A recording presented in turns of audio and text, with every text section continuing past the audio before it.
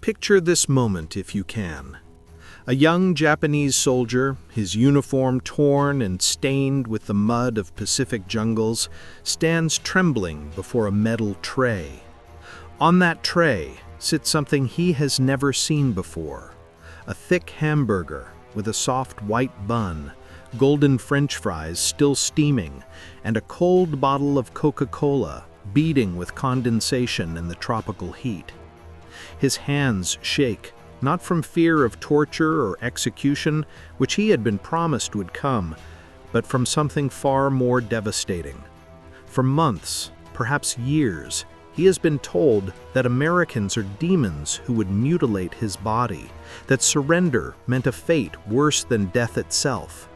He had watched his comrades die from starvation on remote islands, had seen men reduced to eating tree bark and insects just to survive another day.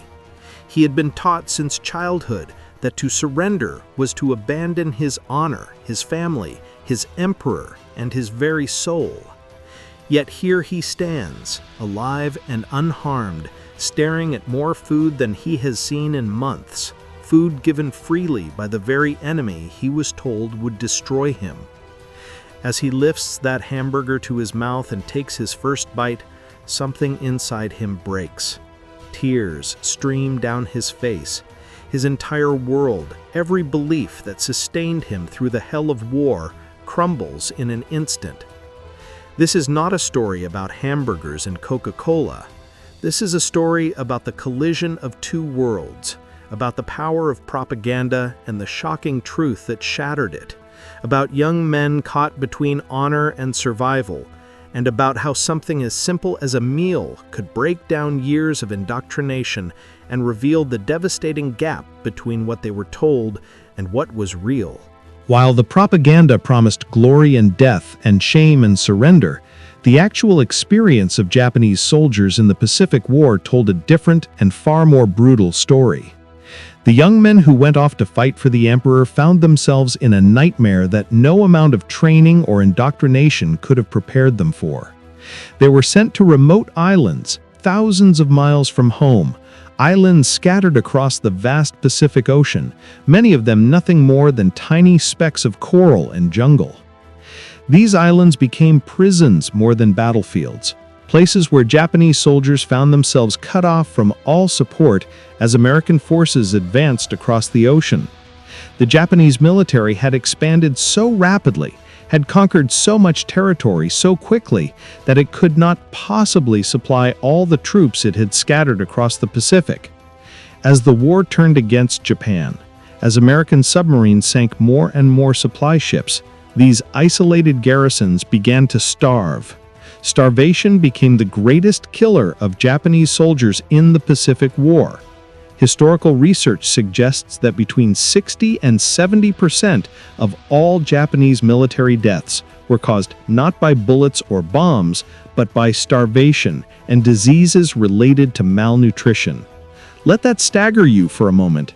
More than half of all Japanese soldiers who died in the war died because they had nothing to eat. On islands like Guadalcanal, New Guinea, and the Philippines, Japanese soldiers faced conditions that descended into pure horror. Official rations were supposed to provide each soldier with adequate food, but as supply lines collapsed, those rations became a fantasy. Men were given tiny handfuls of rice, sometimes only once every few days. Soldiers began to eat anything they could find. They stripped bark from trees and boiled it into a thin soup. They caught insects, rats, and any small animals they could trap. They dug up roots and tried to eat plants that made them violently ill. As weeks turned into months and months turned into years, these soldiers wasted away. Men who had weighed 60 kilograms when they arrived saw their weight drop to 50 kilograms, then 40, their bodies consuming themselves to stay alive. Disease followed starvation like a shadow. Malaria swept through these weakened men, causing fevers that could kill in days. Dysentery turned their intestines into sources of agony, dehydrating them even as they searched desperately for clean water. Beriberi, caused by lack of vitamins, made their limbs swell and their hearts fail. Tropical ulcers ate away at their skin, creating wounds that would not heal. Men died slowly, day by day, their bodies failing piece by piece, while their minds tried to hold on to the beliefs that had brought them to these terrible places. The code demanded they die with honor, but there was no honor in dying from disease in a jungle while your body rotted around you. There was only suffering and the growing realization that everything they had been promised was a lie. Yet even in these conditions, the indoctrination held its grip. Soldiers who considered surrender faced not only their own internal shame, but the reactions of their comrades. In some units, officers would shoot soldiers who suggested giving up. Men who were too weak to continue fighting were sometimes given grenades and told to commit suicide so they would not burden the unit or fall into enemy hands. The military had created a system where soldiers were trapped between the certainty of death by starvation and the absolute prohibition against surrender. They died in their thousands, alone on forgotten islands, convinced that their sacrifice had meaning, even as their own government abandoned them to their fate. And all the while, the propaganda continued to tell them that Americans were monsters, that capture meant torture and death, that the only honorable path was to fight until the end. The moment of capture and the terror that came before. For those Japanese soldiers who did surrender, the moment of capture was perhaps the most terrifying experience of their entire lives. These men had spent years, sometimes their entire adult lives, being told that falling into enemy hands meant unspeakable torture followed by death. They had heard stories of captured Japanese soldiers being mutilated, of bodies being desecrated, of prisoners being used for bayonet practice. Some of these stories were based on real incidents. Allied troops, enraged by Japanese atrocities against their own prisoners and by the brutal nature of the fighting, did sometimes kill Japanese who tried to surrender. Photographs of Allied soldiers posing with skulls taken from dead Japanese soldiers had been published in American magazines, and these images had made their way back to Japan, where they were used as proof of American barbarism.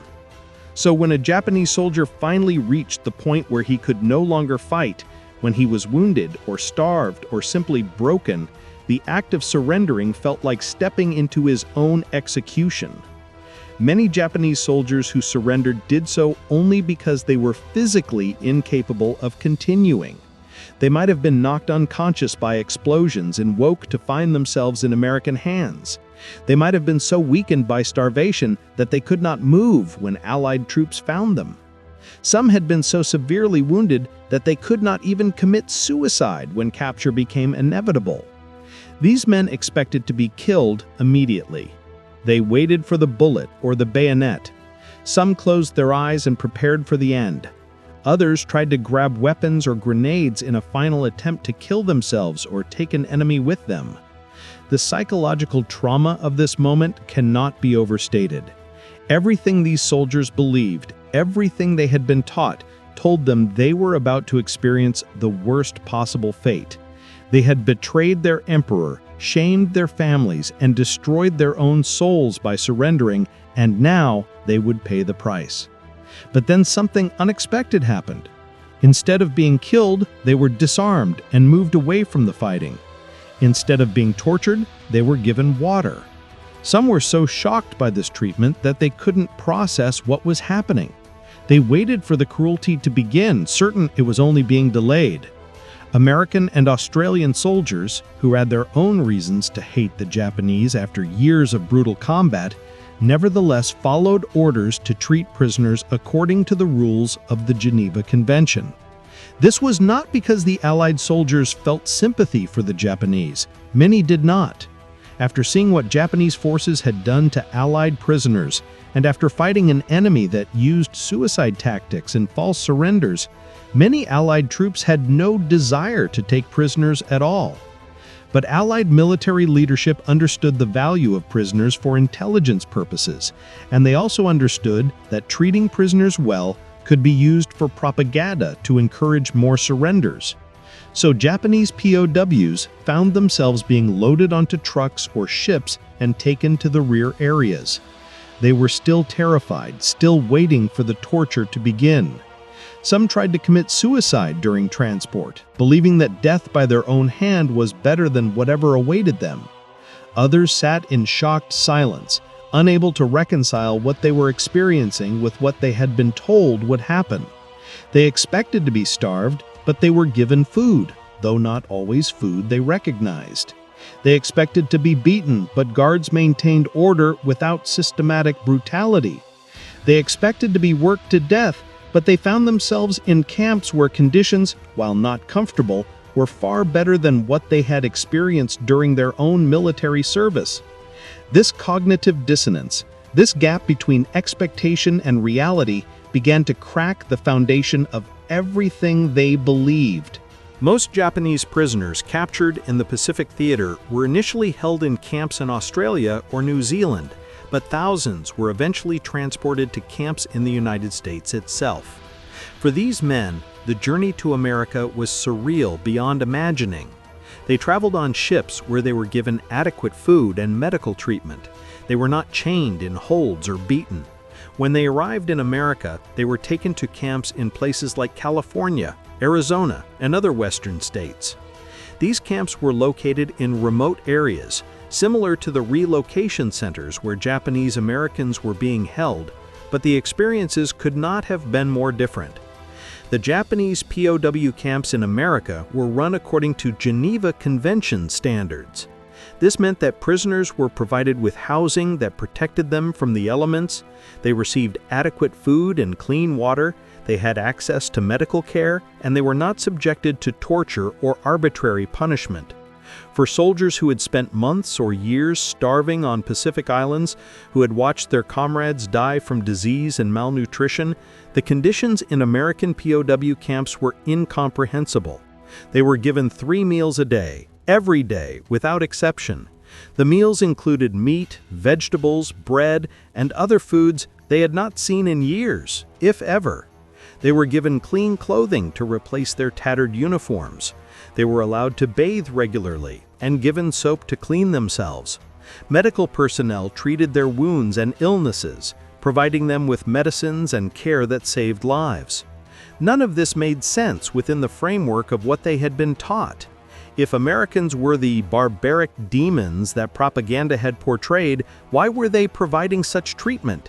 If prisoners were supposed to be tortured and killed, why were they being kept healthy and fed?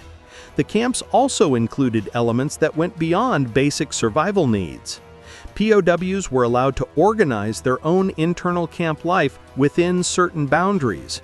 They could form committees, practice religious observances if they wished, and even engage in recreational activities. Some camps had sports equipment. Prisoners could play baseball, a sport that had become popular in Japan before the war. They could read books from camp libraries. They were allowed to receive mail through the Red Cross, though few prisoners wrote home because their families had been told they were dead and the shame of admitting they had surrendered was too great.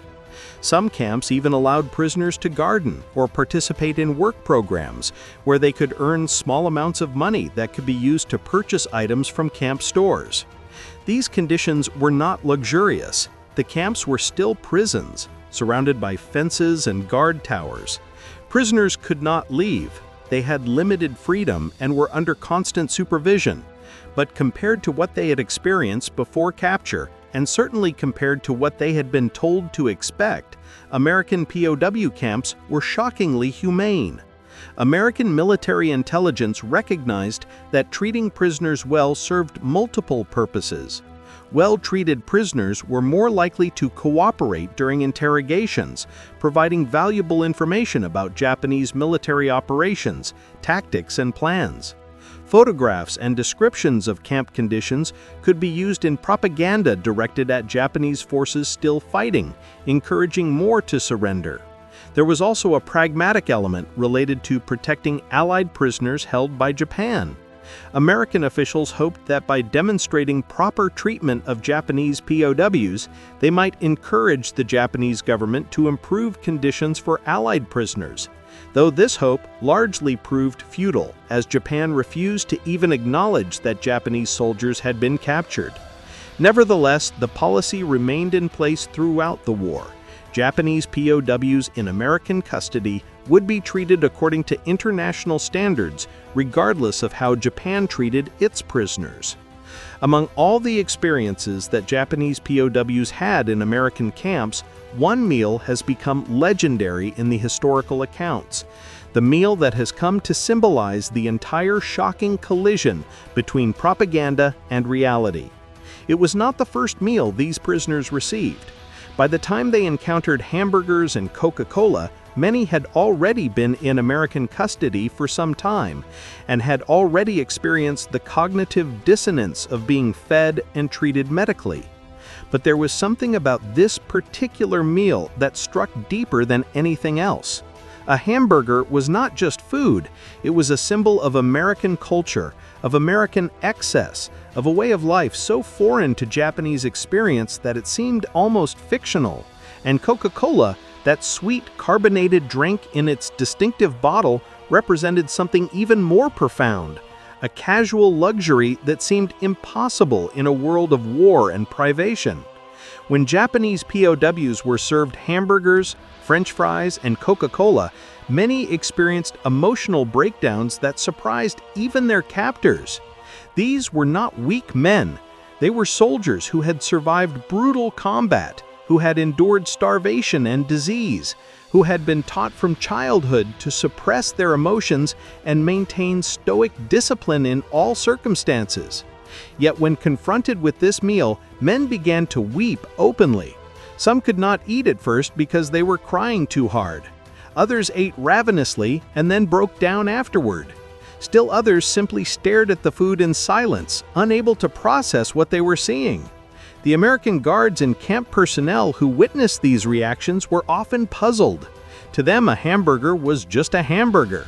It was ordinary food, the kind of thing you might eat at a county fair or buy from a roadside stand.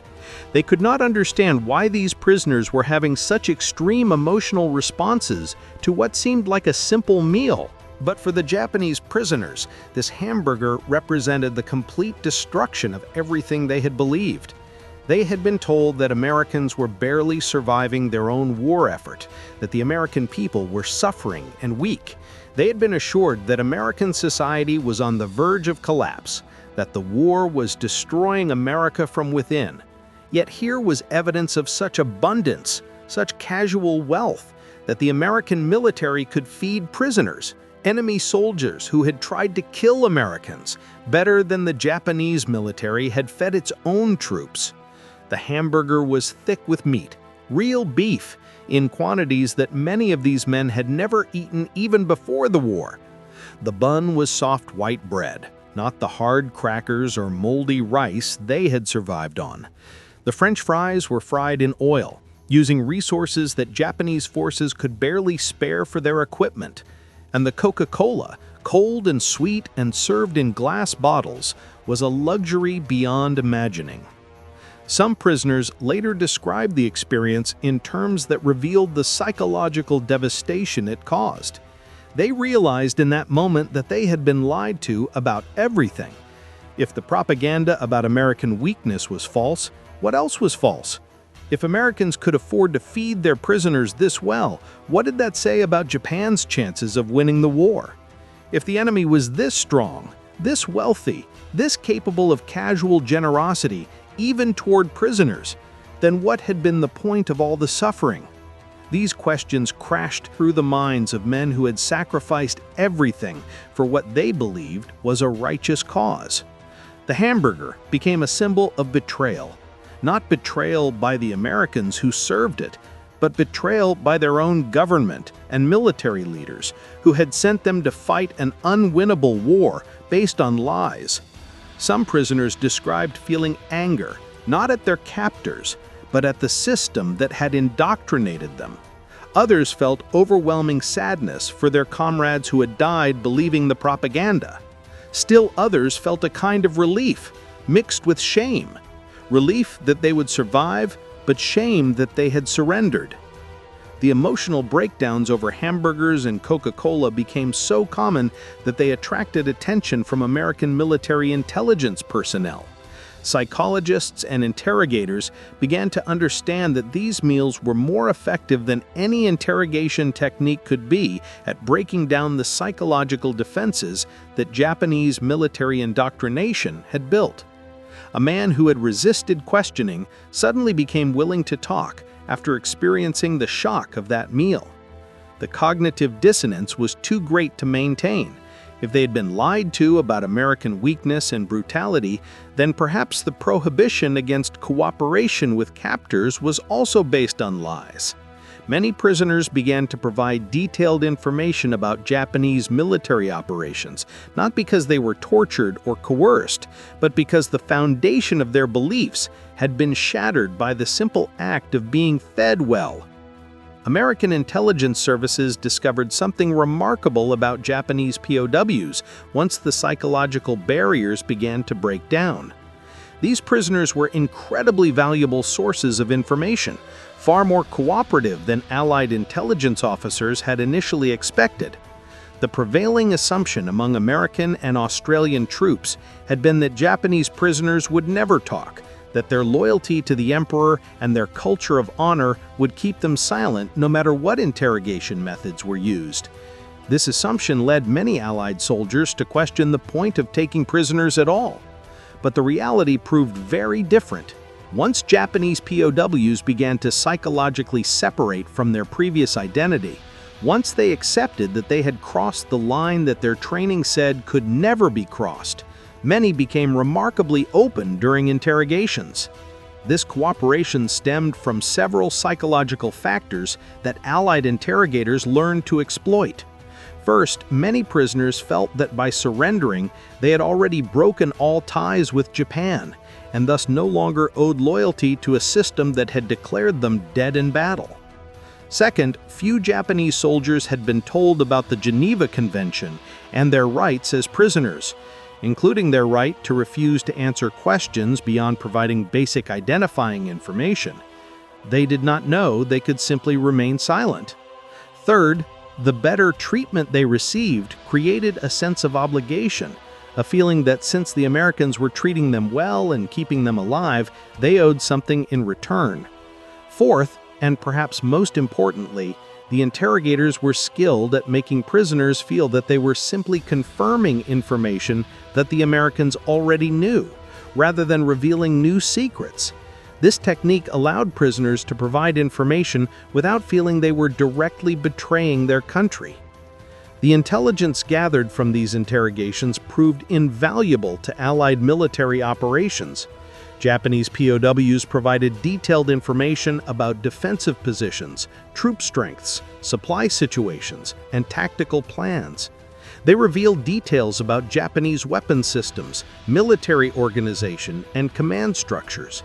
Some prisoners even agreed to help develop propaganda materials aimed at encouraging other Japanese soldiers to surrender. They would write leaflets or record messages that would be dropped on Japanese positions or broadcast over loudspeakers. These messages were carefully worded to avoid using the term surrender, which carried such shame. Instead, they used phrases like cease resistance or return to life. Some prisoners described giving advice on how to make propaganda more effective by understanding the psychological barriers that would prevent Japanese soldiers from giving up. But this cooperation came at a tremendous psychological cost for the prisoners. They were caught in an impossible moral position. On one hand, they were helping the enemy fight against their own country. On the other, they rationalized their cooperation by believing they were actually helping save lives by encouraging other Japanese soldiers to surrender before being killed. Some prisoners convinced themselves that they were working to end the war more quickly, thus ultimately serving Japan by reducing the total suffering. Others simply accepted that they had become different people, that the act of surrender had transformed them into something neither Japanese nor American, existing in a strange liminal space between two worlds. Many prisoners experienced severe depression, anxiety, and what we would now recognize as symptoms of trauma. They had nightmares about their families, imagining how their relatives had received news of their death in battle. They worried about what would happen after the war, whether they would be allowed to return to Japan, and what kind of life they could possibly have if they did return. The American guards and camp administrators sometimes struggled to understand the mental state of their prisoners. These were men who had committed themselves to fighting to the death, who came from a culture that prized honor and duty above life itself, yet who now found themselves alive and cooperating with the enemy. Some prisoners tried to commit suicide even after months in captivity, suddenly overcome by shame or despair. Others became model prisoners, fully engaged with camp life and seemingly at peace with their situation. Camp officials had to constantly balance security concerns with humane treatment, watching for prisoners who might become violent or suicidal, while also trying to maintain conditions that met international standards. It was a complex and often difficult situation that revealed the profound psychological impact of the war on both captors and captives. Not all Japanese POWs accepted their captivity peacefully. While many adjusted to life in the camps and cooperated with their captors, there were several dramatic incidents that revealed the deep psychological trauma and continuing power of Japanese military indoctrination. The most infamous of these occurred on August 5, 1944, at a POW camp near the town of Cowra in Australia. This camp held over 1,000 Japanese prisoners, a mix of soldiers and sailors captured in various operations across the Pacific. On that night, the prisoners staged a mass breakout attempt that resulted in one of the bloodiest prison camp incidents of World War II. The prisoners had somehow obtained or manufactured primitive weapons, including knives made from scrap metal. In the early hours of the morning, they launched a coordinated assault on the camp fences and guard posts. The Cowra breakout was not a carefully planned escape in the traditional sense. The prisoners knew they had almost no chance of actually escaping Australia and returning to Japan. Most of them did not even have a clear plan of where to go if they got outside the fences. Instead, the breakout was essentially a mass suicide attempt disguised as an escape. The prisoners believed that it was better to die fighting than to continue living as prisoners, which they saw as a state of perpetual shame. They rushed the fences in waves, climbing over barbed wire while guards opened fire. Some prisoners were shot down immediately. Others made it over the fences only to be hunted down in the surrounding countryside over the following days. In the chaos of the breakout and the fighting that followed, 231 Japanese prisoners died. Another 108 were wounded. 4 Australian guards were also killed, and several others wounded. Of the prisoners who made it outside the camp, nearly all were recaptured within days, though a few remained at large for weeks before being found. The Cowra incident shocked Allied authorities and revealed the continuing psychological power of Japanese military culture even among prisoners who had been in captivity for months. Investigations after the breakout discovered that the prisoners had been planning the attempt for some time, and that they had been motivated not by hope of escape, but by the shame of continued existence as prisoners. Some prisoners had refused to participate in the breakout and had tried to warn guards, but they were threatened and intimidated by the more militant prisoners who viewed continued cooperation with captors as treasonous. The incident led to increased security at POW camps and to greater psychological evaluation of prisoners to identify those at risk of violence or suicide. But it also reinforced the need for good treatment of prisoners. Allied authorities recognized that harsh conditions would only increase the likelihood of similar incidents, while reasonable treatment might encourage prisoners to accept their situation. The process of repatriation began slowly and took years to complete. American and British authorities retained tens of thousands of Japanese POWs for months after the war ended, using them to dismantle military facilities, clear mines, and perform other labor necessary for the occupation of Japan.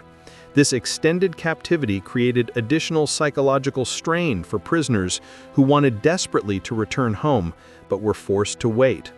When prisoners finally did begin returning to Japan, they faced an uncertain reception.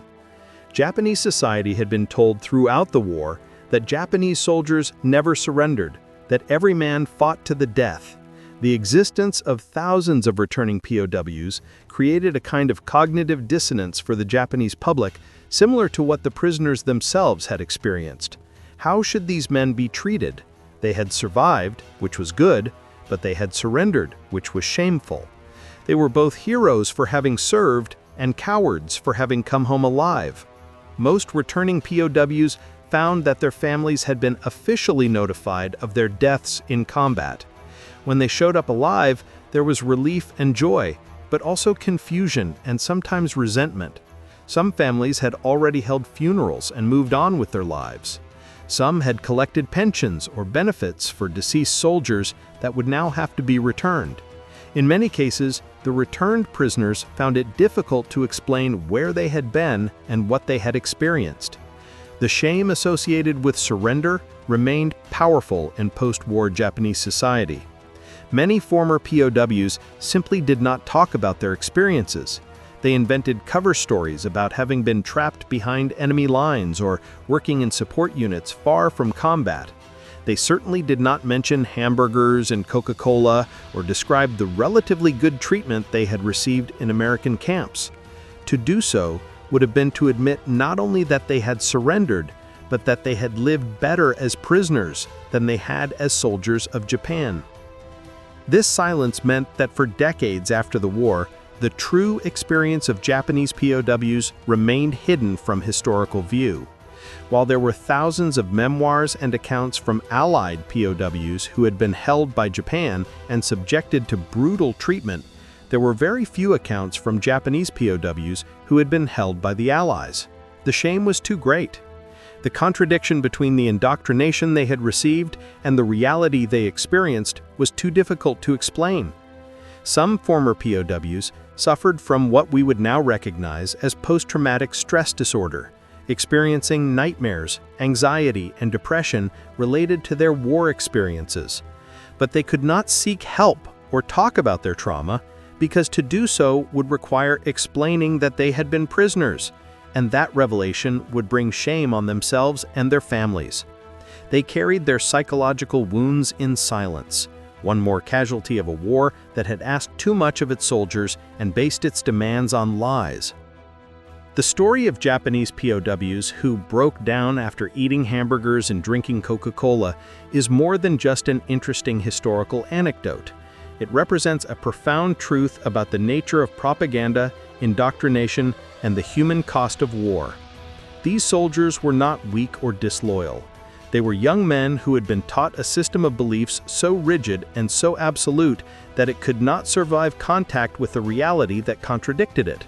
When that contradiction came in the form of a hamburger, when the evidence of American strength and relative humanity could not be denied or rationalized away, the entire structure of meaning that had sustained these men through war and starvation collapsed. The tears they shed were not just about food. They were about the realization that they had been lied to, that their comrades had died believing those lies, that the suffering they had endured had been based on false premises about the enemy they fought and the war they fought in. This story also reveals the power of basic human decency, even in the context of total war. The decision by Allied authorities to treat Japanese POWs according to Geneva Convention standards was not motivated by kindness or sympathy. It was a strategic decision based on intelligence-gathering needs and propaganda value. Yet the impact of that treatment went far beyond what Allied planners probably anticipated. By providing adequate food, medical care, and humane conditions, the Allies inadvertently created a situation where Japanese prisoners had to confront the gap between what they had been told and what was true. A hamburger became more powerful than any interrogation technique. A bottle of Coca-Cola communicated more about American society than any propaganda leaflet could have. The simple act of being treated as human beings, worthy of basic necessities, forced Japanese POWs to reconsider everything they believed about themselves, their enemy, and their war.